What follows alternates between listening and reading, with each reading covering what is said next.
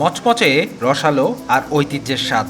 রংপুরের মানুষের ভালোবাসার নাম মুসলিম মিষ্টান্ন ভাণ্ডার। ছোটবেলা থেকে আপনার এই জিলাপি আমরা খাইতেছি, বহু দূরান্ত লোকের থেকে আইসা আপনার থেকে জিলাপি নিয়ে আসবেন। প্রায় ৬৮ বছর ধরে একই স্বাদ, একই সুনাম। প্রতিষ্ঠাতা আবুল কাশেমের হাত ধরে শুরু, আজও সেই পথেই এগিয়ে যাচ্ছে তার পরিবার। এখন এই ঐতিহ্য ধরে রেখেছেন তার দুই ছেলে আবুল কালাম আজাদ ও জাহাঙ্গীর কবির। আমরা কোনো মেডিসিন ইউজ করি না।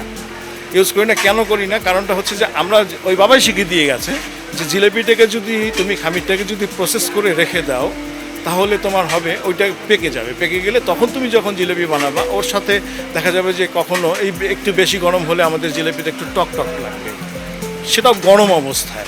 ঠান্ডা হয়ে গেলে ওটা আর লাগবে না। অনেক পাইকারের কাছ থেকে নিতাম আমরা, না ভাই তোর জিনিস আমরা নেব না। কেন নেব না? কারণটা হচ্ছে তোমার গুড় ভেজাল।